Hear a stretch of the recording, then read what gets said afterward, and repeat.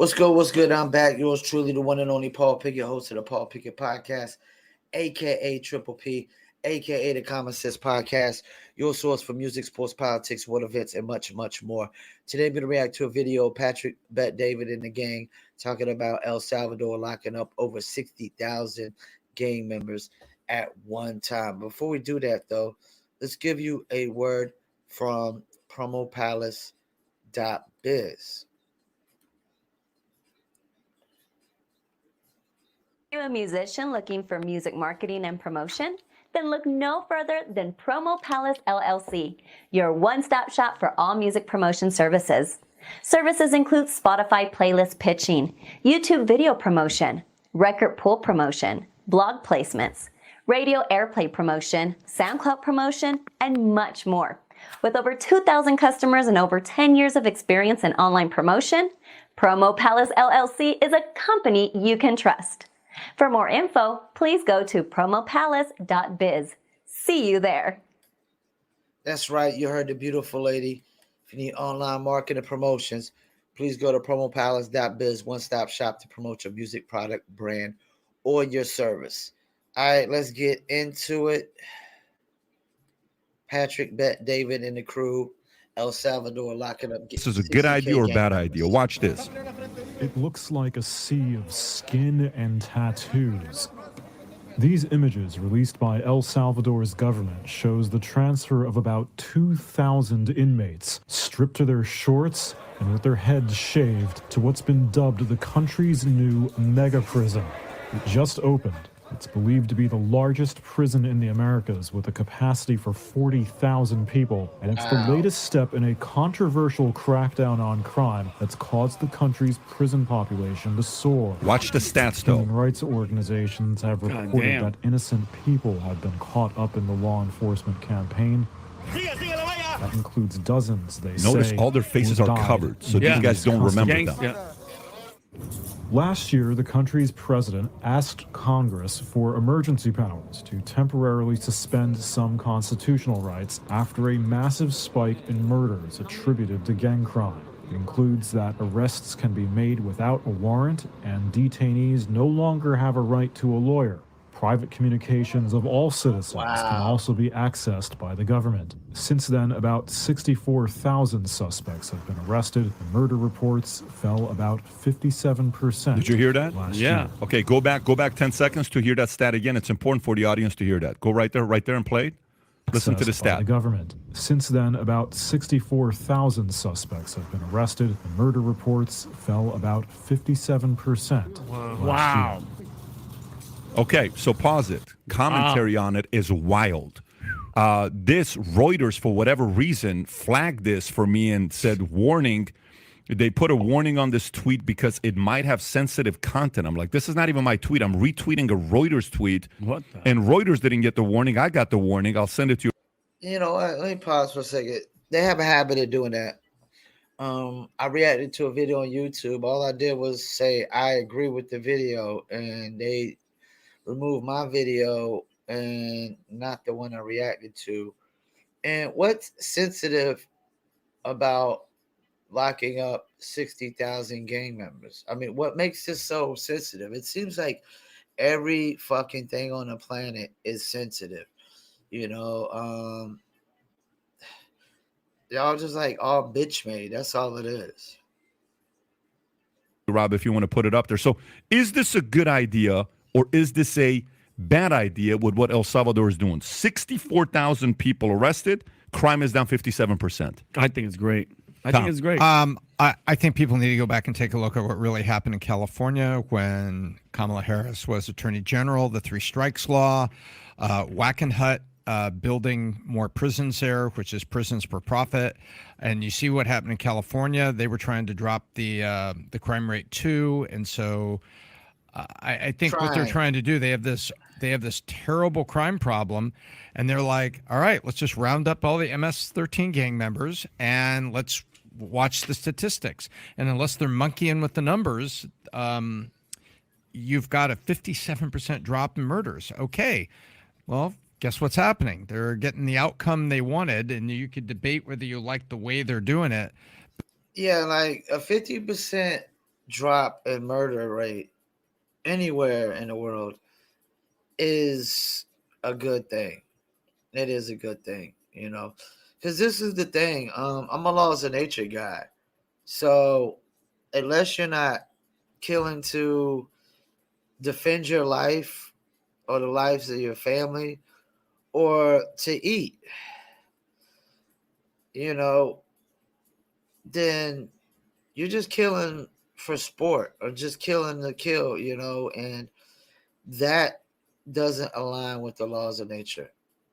I'll never support cold-blooded murderers, and like if you kill somebody because they try to kill you, that even in the laws of nature, that that's acceptable. Self-defense. Let's keep it moving. But this is the outcome they wanted: less murders in their community. Or drastic times calls for drastic measures. If and the stats don't lie, 50% murder rate down. I'm sorry, bro. If you look like that and you're doing some gangster shit, let me chime in though. Stats do lie when it comes to social media followers, which people could buy, and Spotify plays, which people can buy. So this idea that numbers don't lie, they do nowadays, but legit stats don't lie. Bye. I have no remorse. Adam. Zero. Yeah, Bye. What is even the pushback here? Can you go? Go to the tweet and let's read some of the comments. I think that's the best thing to do. Just go to the tweet and let's read some of the comments. Yeah, go to the tweet. So zoom in a little bit so we can say tough on crime is good, but not by suspending their constitution. So click on it to read the replies. That's Jake Shields.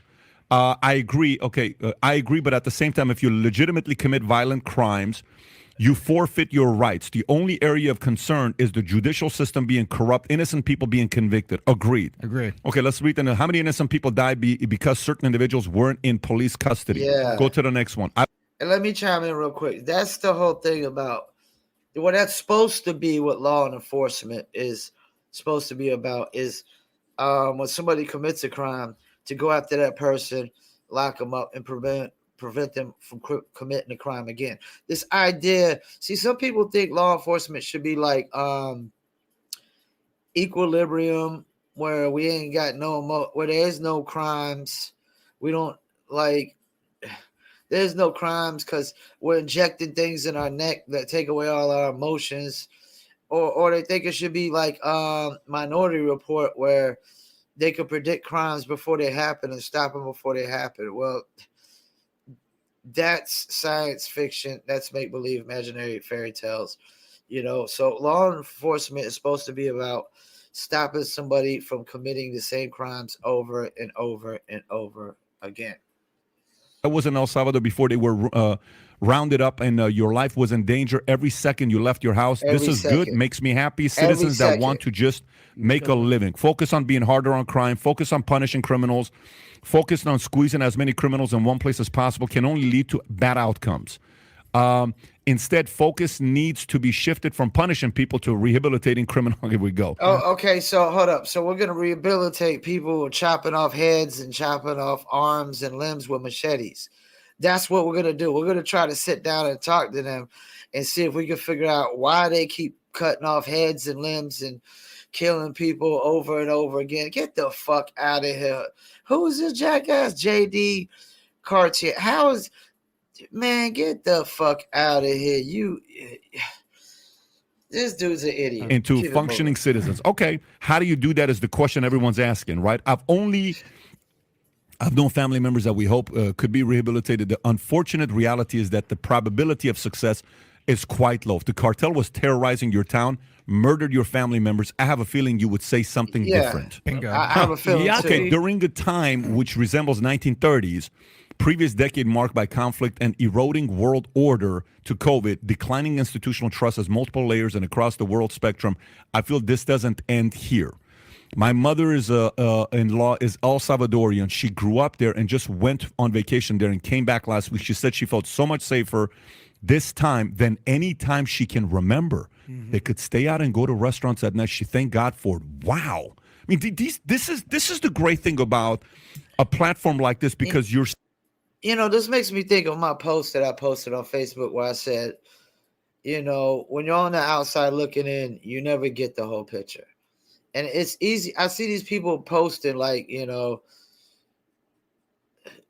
that never been to El Salvador. See, I lived in Panama for a couple years, and I'm gonna tell you what, this so-called idea of poverty in America, that shit needs a new name, because that shit is not poverty compared to what I seen in Panama. What I seen in Cologne City in Panama, that was real poverty. Like, you literally knew when you came into the city because there was a stench, there was a smell. That was real. I don't like to use the term ghetto, because ghetto was the term that they used, if I'm not mistaken, for like where they locked up the Jews and stuff like that.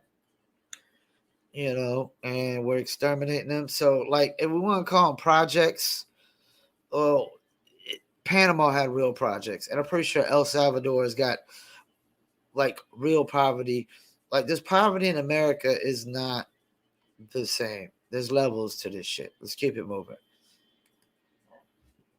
Seeing different sides and arguments people are making. Go ahead. Well, I mean, we say this all the time about the number one thing a mother is concerned is her kids. And are her kids, what's the S word, safe?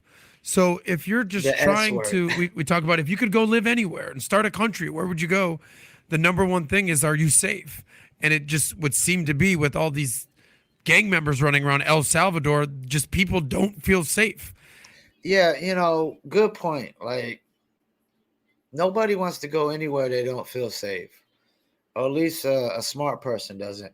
If I had to pick any place outside of America that I would live, it would be back in Panama, but it wouldn't be exactly where I stayed on Fort Gullickson, because that was a Panamanian military base at the time, not American military base. It was a Panamanian military base when Noriega was actually on our side. Of course, he was working both sides of the fence.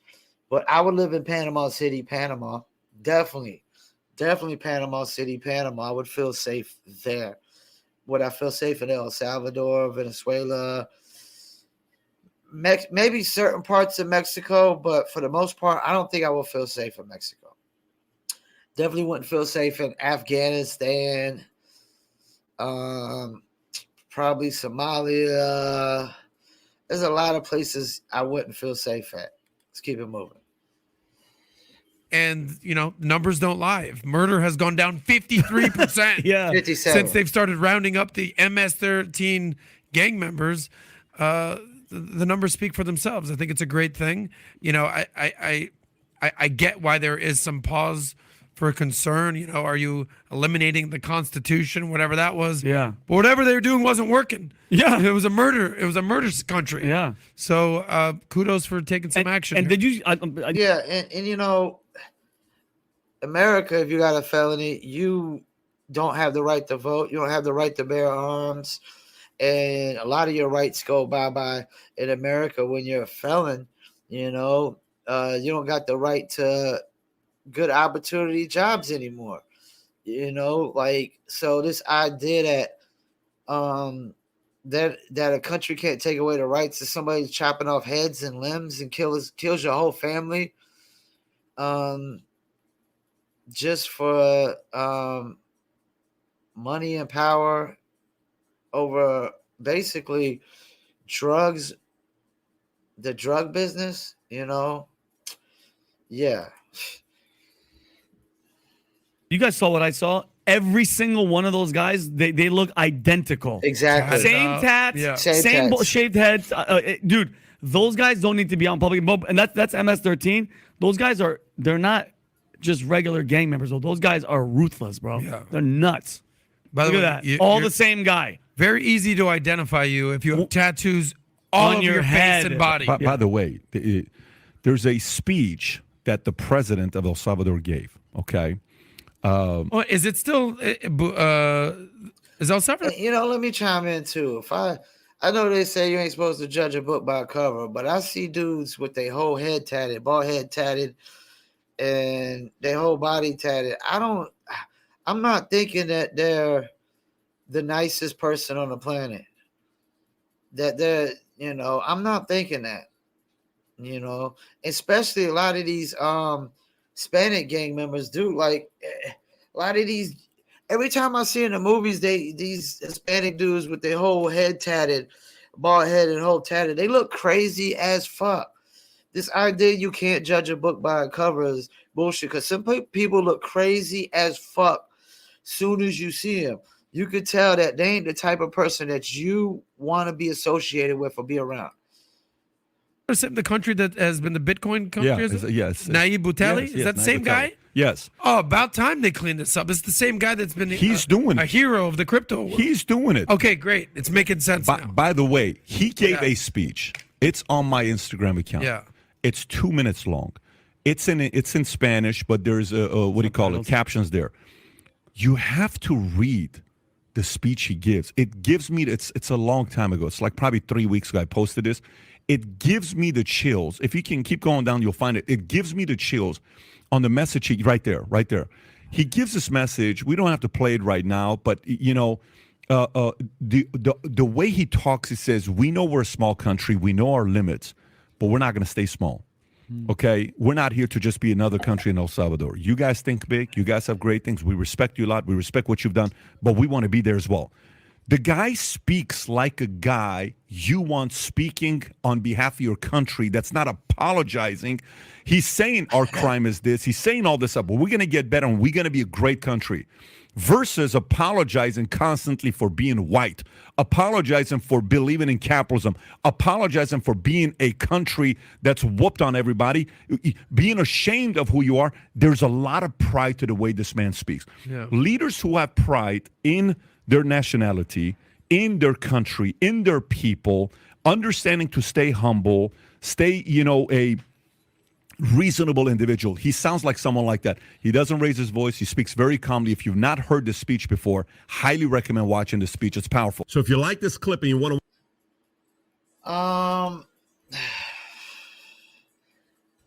yeah, 57% drop in murders, you can't give me I know people like to say, well, some people have no choice but to rob and steal, and some people don't have no choice but to steal to eat, which, I mean, even a homeless person is going to probably run out of food stamps at some point. You know what I'm saying? So, and most of them get food stamps, if not all of them. But at some point, they're gonna run out of the food stamps, and how are they gonna eat? You might have to steal from the grocery store and convenience. That's my whole thing. If you're stealing to eat, then steal from the convenience store to the grocery store. When you start stealing from other people, there's no excuse. Cause like if it's like the video, like the thing I seen with the pregnant girl robbed somebody at gunpoint and she got killed. And people trying to, it could have been handled differently. No, there's no handling it differently.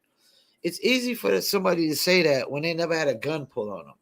I've had a gun put on me before, and it doesn't feel good. It's not something to cheer about and be happy about and celebrate.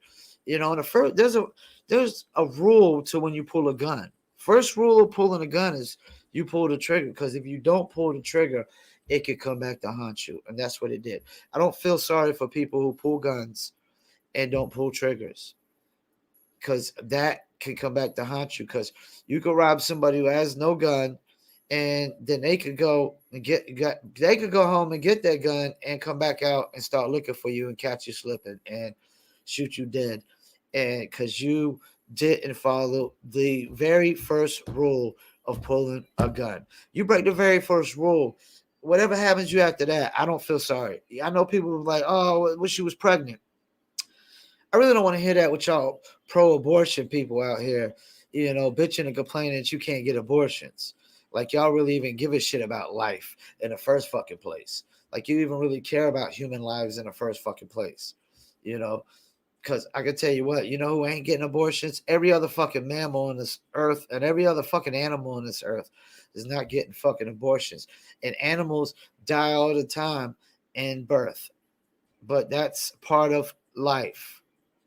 That is part of life. But people want to be some self-centered, selfish son of a bitches, where it's all about their life. It's not about the life you're trying to bring in, But yeah, man.